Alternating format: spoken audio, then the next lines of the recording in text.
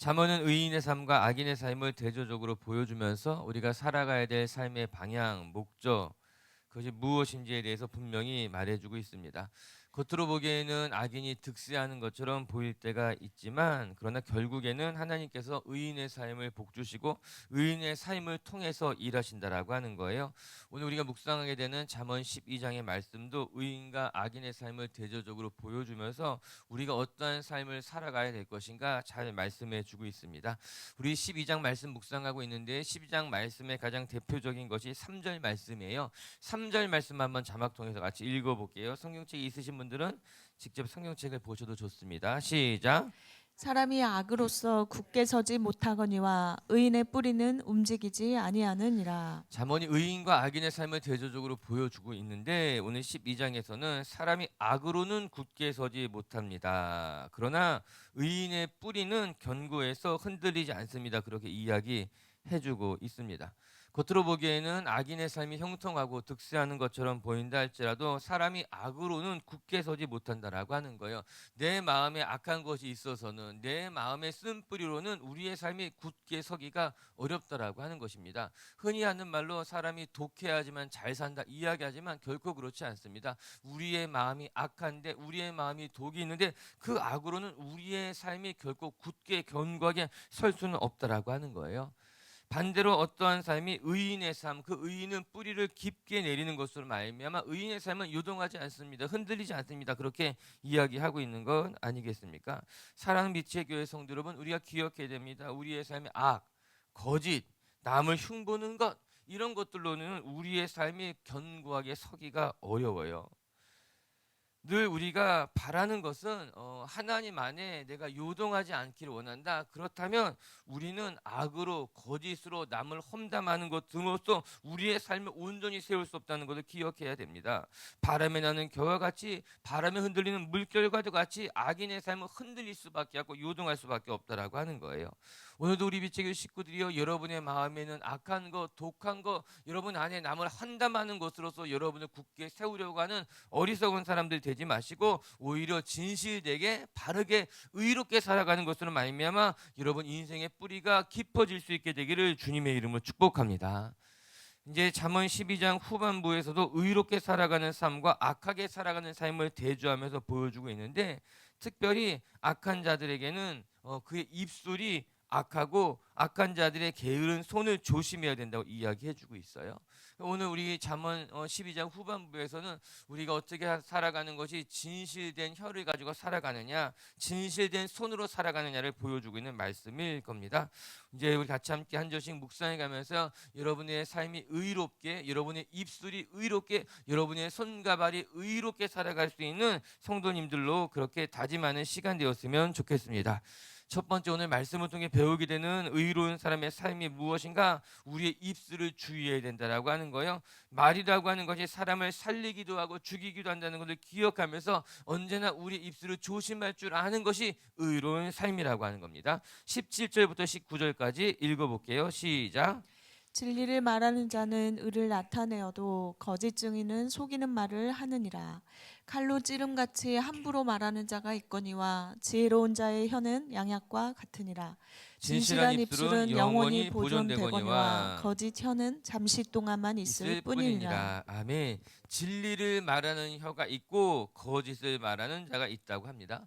비슷한 말로 또 진실을 말하는 입술이 있고 거짓을 말하는 입술도 있다라고 하는 거예요. 우리가 이 세상을 살아가면서 어떠한 말, 어떠한 입술로 살아가야 될지를 오늘 17절부터 19절까지 보여주고 있는 말씀입니다. 여러분, 성경은 일관되게 말의 권세에 대해서 이야기하고 있습니다. 말이 얼마나 큰 영향력이 있는지 우리 입술을 조심하지 않으면은 말로 사람을 죽이기도 하고 말로 사람을 해치기도 한다라고 하는 거예요. 그래서 하나님의 사람들은 혀를 다스려야 됩니다. 말을 조심해야 됩니다. 이 이야기하고 있는 것 아니겠습니까? 여러분, 18절에 무슨 말이 나오고 있습니까? 18절 말씀해 보니 칼로 찌른 같이 함부로 말하는 사람이 있습니다. 그들이 얼마나 위험한 일을 하고 있는지 기억해야 된다고 말씀하고 있어요. 사람을 찌르는 말이 있다라고 하는 거예요. 마치 칼과 같아서 사람을 찌르고 그것으로 그의 영혼에 상처를 줄 수 있습니다. 이런 말이라고 하는 것이요, 눈에 보이지 않지만요, 말은 칼보다도 무서운 도구가 될 수 있다라고 하는 거예요. 우리가 살아가면서 얼마나 많은 말을 할까? 우리가 그거 다 일일이 측량해 볼 수 없지만 우리가 말하는 것이 눈에 보여서 측량 가능하다면 우리가 말하는 것이 엄청나게 많을 거예요. 우리가 평생 동안 말하는 것이 여러분의 집에 차고도 넘치겠죠? 우리가 말하는 단어들을 차곡차곡 쌓으면은 우리 집에만이 아니라 여기도 가득 찰 것이고 우리 마을에도 가득 찰 것이고, 상상을 해보게 되면요, 우리가 말하는 것이 눈에 보이게 된다면요, 지구 대기층을 가득 차고도 남을 거예요. 그것이 만약에 독한 말이라면 우린 질식해서 죽을 겁니다. 우리가 말하는 것이 눈에 보이고 우리가 말하는 것이 측량이 가능하다면 그것이 온 대기를 다 가득 덮고 우주까지 가득 다 덮을 만큼 1000년 동안, 2000년 동안, 3000년 동안 역사 동안 수없이 한 말들이 우리 눈에 다 보이게 된다면은, 근데 그 말에 독이 있고 그 말이 사람을 찌르는 말이라면 얼마나 이 온 세상이 더럽혀졌고 위험하게 되었을까, 그런 생각해 보게 되는 거예요. 특히 18절에는 어떠한 말을 조심해야 되는가? 함부로 말하는 것에 대해서 경고해 주고 있습니다. 칼로 찌른 같이 함부로 말하는 자가 있거니와, 함부로 말하는 사람의 그 말은 다른 사람을 찌르는 칼과 같습니다. 그렇게 이야기하고 있는 것 아니겠습니까? 우리가 생각 없이 말할 때가 있죠. 뭐 이런 말들 요즘 젊은 사람들이 하더라고요. 아무 말 대잔치. 그냥 아무 말이나 하는 거예요. 생각하지 않고 그냥 내 마음속에 있는 것을 내가 혀에서 말하는 대로 필터 없이 여과 없이 아무 말이나 하는 일들이 있다라고 하는 것이죠. 그런데 문제는 그렇게 함부로 하는 말 때문에 상처를 받고 평생 잊지 못할 아픔을 간직하고 살아가는 경우도 있다라고 하는 것이죠. 나는 별 생각 없이 던진 말인데 그 말 때문에 상대방은 잠을 자지 못하고 시름시름 앓기도 되고, 그 한마디 말 때문에 정말 평생 동안 다녔던 교회를 떠나야만 하기도 하고, 어떤 사람들은 그러면 목사님, 말도 아무 말이나 말도 그렇게 아무 말도 하지 않아야 되느냐, 뭐 내가 말하는 것조차도 그렇게 조심해야 되느냐, 그렇게 할 수도 있다고 생각이 들어요. 그럼 내가 아무 말도 하지 않고 그냥 입 다물고 살아가야만 합니까?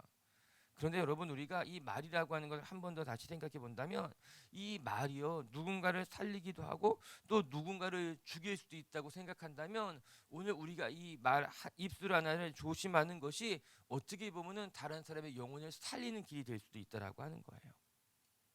그래서 18절에서는 함부로 말하는 사람이 있거니와, 또 한편으로는 지혜로운 말은 양약과도 같아서 다른 사람을 살리는 말도 될 수 있다고 이야기해 주고 있는 건 아니겠습니까?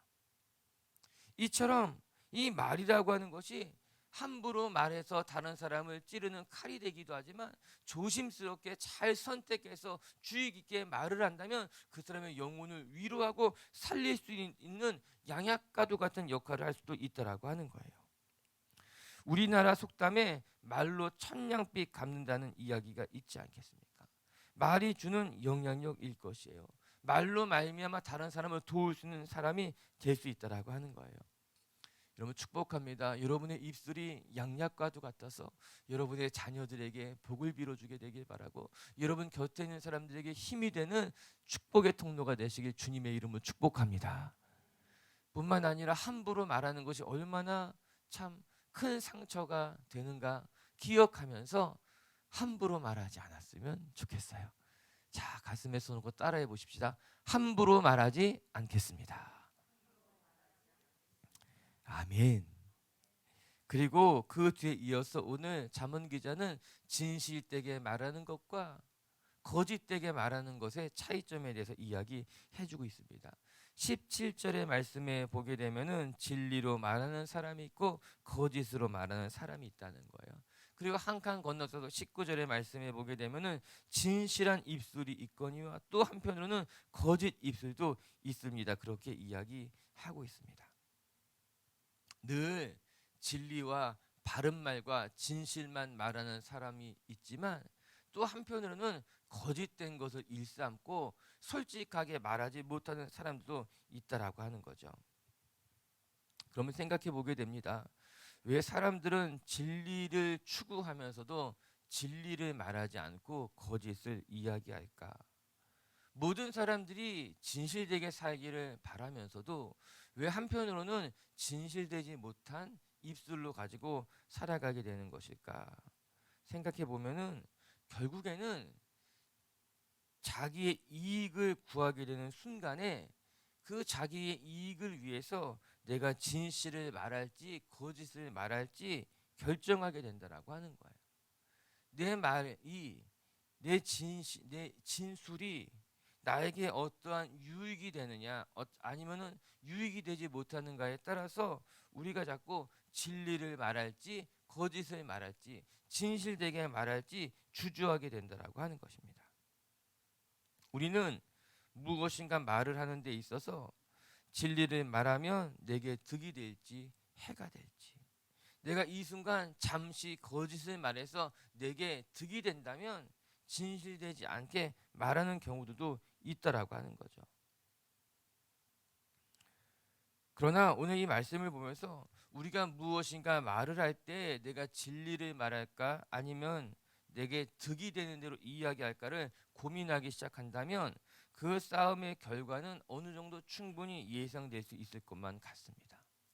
내가 진리를 말할까 아니면은 내게 득이 되는 것을 말할까 고민한다면 결국에 나중에는 자기에게 득이 되는 대로 말하는 경우들이 거의 대부분이라고 하는 거예요. 그래서 진실을 말하는 것이 어려워지고 결국에는 거짓말, 솔직하지 못한 삶을 살아가게 되는 거죠. 그래서 우리는 먼저 결정해 놓는 것이 중요합니다. 내가 어떠한 일이 있어도 진실을 말하며 살아가겠다고 먼저 결단하고 살아가야지 내게 득이 되거나 해가 되는 것을 말해야 되는 순간에 갈등하지 않고 주저함 없이 진실되게 말하게 된다라고 하는 것이에요. 오늘 우리가 이 잠언의 말씀을 같이 묵상하면서 진리를 말하는 사람이 될까 거짓을 말하는 사람이 될까 진실되게 말을 하는 입술이 될까 아니면 거짓을 말하는 입술이 될까 전 여러분들이 여러분의 득과 손해에 따라서 무엇인가 말하려고 갈등하지 마시고 오늘 이 아침에 내가 무슨 일이 있어도 나는 진리의 편에 서서 진실되게 말하는 사람이 되겠다 다짐할 줄 아는 분들 되시기를 주님의 이름으로 축복합니다. 그렇게 우리가 진리의 편에 서서 진실되게 말하겠다고 다짐하게 되면은 결국에는 우리의 삶에 하나님의 은혜가 임한다는 겁니다. 19절 말씀 다시 한 번만 읽어볼게요. 시작. 진실한 입술은 영원히 보존되거니와 거짓 혀는 잠시 동안만 있을 뿐이니라. 여러분 12장 3절의 말씀 우리가 처음 서두에 읽었는데 그때 말씀 기억하겠습니까? 악으로는 사람이 굳게 서지 못한다라고 하는 거예요. 잠시 잠깐 득을 보는 것 같지만 악으로는 우리의 삶이 견고하게 설 수 없다는 겁니다. 오늘 12장의 말씀은 일관되게 우리에게 악한 사람은 영원하지 않습니다. 이렇게 이야기하고 있는 거거든요. 우리가 읽은 19절 말씀에도 무엇이라고 이야기합니까? 진실한 입술은 결국에 영원히 보존되지만 그러나 거짓된 혀는 잠시만 있을 뿐이라고 하는 거예요. 거짓말을 하면은 지금 당장 잠시는 위기가 모면되는 것 같지만 진리를 속이고 내가 원하는 대로 말하면 지금 당장은 어떻게 득을 보는 것 같지만 거짓은 진실되지 못하게 살아가는 입술은 영원히 보존될 수는 없다라고 하는 거죠. 우리 중에 거짓말 한 번도 안 해본 사람이 어디 있겠습니까? 우리가 어렸을 때 뭐 살다 보면 거짓말 누구나 다 해봤겠죠. 거짓말 한 번도 안 해봤다는 말이 거짓말이라고 하잖아요. 근데 거짓말을 하면 그 거짓말을 또 메꾸기 위해서 또 다시 거짓말을 할 수밖에 없습니다. 그래서 이 거짓이라는 것이 영원할 수 없다라고 하는 거예요.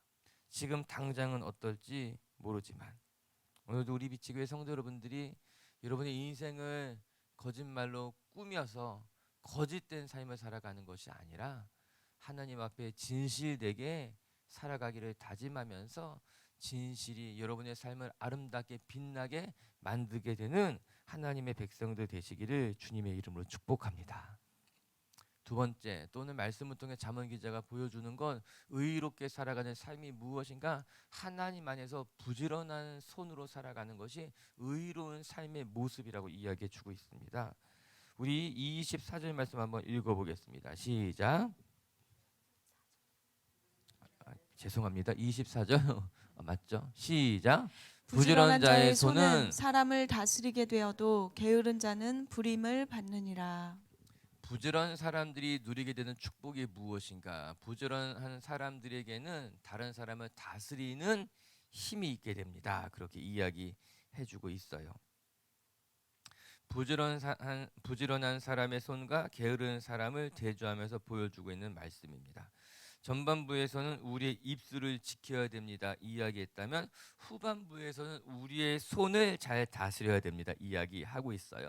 잠언 기자가 의인의 삶이 어떠해야 되는가? 우리가 의롭게 살아가려고 한다면 우리의 입술을 조심하고 우리의 손과 발을 조심해야 됩니다. 그렇게 비유적으로 보여주고 있는 것만 같더라고요. 잠언은 의인의 삶과 악인의 삶을 대조해서 보여주는데, 전통적으로 의인의 삶이라고 하는 것은 지혜로운 삶을 말해주고 있는 거예요. 이 잠언이 이야기하는 지혜와 의인은 똑같은 거예요. 그뿐만 아니라 지혜로운 사람에게 나타나는 특징이 무엇인가 하면 부지런함이라고 이야기하고 있습니다. 그래서 잠언에는 여러 장에 걸쳐서 부지런한 삶에 대해서 잘 이야기해주고 있습니다. 특별히 오늘 우리가 읽은 24장에 보게 되면은 부지런한 사람의 손은 다른 사람을 다스리게 됩니다. 그렇게 이야기하고 있더라고요. 이 말이 무엇인가 하면은 부지런한 사람에게는 영향력이 있다라고 하는 거예요. 다른 사람을 다스린다고 하는 것이 다른 사람을 제압하거나 다른 사람을 내 마음대로 내 뜻대로 조종하는 사람이 된다는 것을 말하는 것이 아니라, 다른 사람을 다스릴 수 있게 된다라고 하는 것은 다른 사람에게 영향력을 끼쳐서 그 사람이 내가 살아가는 삶의 모습처럼 살아가게 영향력을 주는 것이 다스리는 삶이라고 하는 거예요.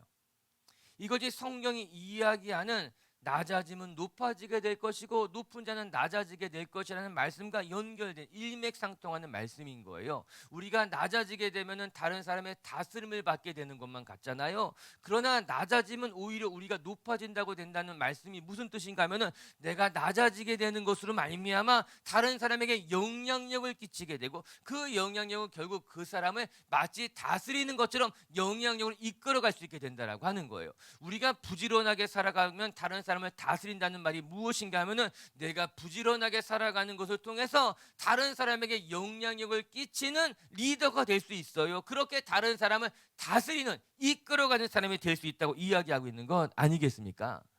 요즘 하는 말로 요즘은 리더는 어떤 사람인가? 다른 사람에게 이렇게 해라 지시하는 사람이 리더가 아니라, 다른 사람들 앞에 앞장서서 함께 그 일을 만들어가는 사람을 리더라고 말하잖아요. 자, 나를 이끌어가, 그렇게 이야기하는 사람이 아니라 함께 무거운 짐을 이끌어가는 사람이 리더라고 이야기하잖아요. 그런 면에서 본다면 진정으로 다른 사람을 다스리는 사람은 어떤 사람인가 하면은, 내가 부지런한 사람이 되어서 다른 사람에게 나의 부지런함으로 영향력을 끼치는 사람이 진짜 리더가 되고 다른 사람을 다스리는 사람이 될 수 있다고 이야기하고 있는 거예요. 오늘도 우리 빛의 교회 성도 여러분들이 솔선수범하여서 여러분의 삶이 부지런한 것으로 말미암아 다른 사람에게 선한 영향력을 끼치고, 그렇게 다른 사람을 이끌어가고 다른 사람을 정말 오늘 단어처럼 말씀을 다스릴 줄 아는 하나님의 사람, 영향력을 가진 분들 되시기를 주님의 이름으로 축복합니다. 여기서 말하는 부지런함이라고 하는 것은요, 결국에는 삶의 태도입니다. 우리에게 맡겨주신 삶을 우리가 어떠한 태도로 바라보고 어떠한 태도로 살아가느냐, 결국 부지런함은 삶의 태도에 대해서 이야기해주고 있는 거예요. 내게 맡겨주신 이 시간들 속에서 인생이라고 하는, 내가 태어나면서 하나님이 나를 부르시는 그날까지 내게 허락된 삶의 시간들 속에서 나는 어떠한 삶의 태도로 살아가야 하는가? 결국에는 부지런한 삶의 태도로 내게 맡겨진 삶을 살아가는 건, 그것이 하나님 보시기에 의로운 삶이고 결국에는 지혜로운 삶이고, 그 지혜가 너의 삶의 부지런함으로 나타나게 된다고 이야기하고 있는 것 아니겠어요? 요즘은 간혹 게으름을 찬양하듯 말하는 사람들이 있어요. 또 그런 책들도 또 서점에 가면 찾아볼 수 있죠. 그런데 정말 그 책들을 다 읽어보게 되면은 게으르게 살아가라 그렇게 이야기한다기보다도 너무 열심히 살아가다가 자기 자신을 잃어버리기도 하고 또 너무 열심히 살아가다가 건강을 해치기도 하기 때문에 오히려 부지런하게 너무 열심히 살아가는 것을 잠시 멈추고 내가 지금 어디를 향해 달려가고 있는지, 내가 지금 중요한 것을 놓치지는 않았는지 그것을 잠시 생각해 보라는 경우가 많지요. 즉 부지런하게 살아가는 삶이 잘못됐다고 이야기하는 것이 아니라 목적 없이 방향 없이 의미 없이 열심히만 살아가는 것을 경고하고 있는 내용이더라고요. 맞아요. 부지런함이라고 하는 것은 언제든지 삶의 태도였고 우리에게 주는 좋은 미덕이었던 것을 부인할 수가 없습니다. 전 오늘도 우리 미치교회 성도 여러분들이 에베소서에 나온 말씀처럼 여러분에게 맡겨진 삶의 자리에서 세월을 아끼고 하나님의 영광을 위해서 살아갈 줄 아는 성도님들이 되시기를 주님의 이름으로 축복합니다. 우리 끝으로 27절 한번 같이 읽어보겠습니다. 시작. 게으른 자는 그 잡을 것도 사냥하지 아니하나니 사람의 부귀는 부지런한 것이니라. 아멘. 게으른 자는 그 잡을 것도 사냥하지 아니하나니 게으른 사람은 이미 잡을 수 있는 것도 하나님이 주신 은혜도 놓쳐버리게 된다라고 하는 거예요. 그러나 사람의 부귀는 부지런한 그것이라고 하는 거예요. 너무나 감사한 말씀이에요. 우리의 삶의 부요함은, 우리의 삶의 부귀는 내가 많은 것을 모은 재산이 나의 삶의 부지런한 부귀가 아니라 내게 있는 부지런함 그 자체가 내게는 부귀입니다. 내게는 그것이 부요함입니다. 그렇게 이야기해주고 있더라고요. 우리 빛의 교회 식구들이 부지런한 삶을 살아갔으면 좋겠습니다. 열심히 살아가라, 쉬지 말고 열심히 살아가라 그런 말이 아니라 삶의 태도에서 여러분에게 맡겨주신 그 삶의 자리에서 하나님 앞에 부지런하게 부지런한 모습으로 살아간다면 하나님은 우리의 삶을 통해 아름다운 일들을 만들어 가실 줄로 믿습니다. 말씀을 정리하도록 하십시다. 오늘 성경 잠언 12장은 분명히 악은 견고히 서지 못하고 의롭게 살아가는 사람의 뿌리는 흔들리지 않을 것입니다. 이 이야기하고 있는 것 아니겠습니까? 오늘도 우리 빛의 성도 여러분들이 여러분 사람은요 악으로는 도구로는 내 안에 있는 쓴 뿌리로는 견고하게 설 수가 없습니다.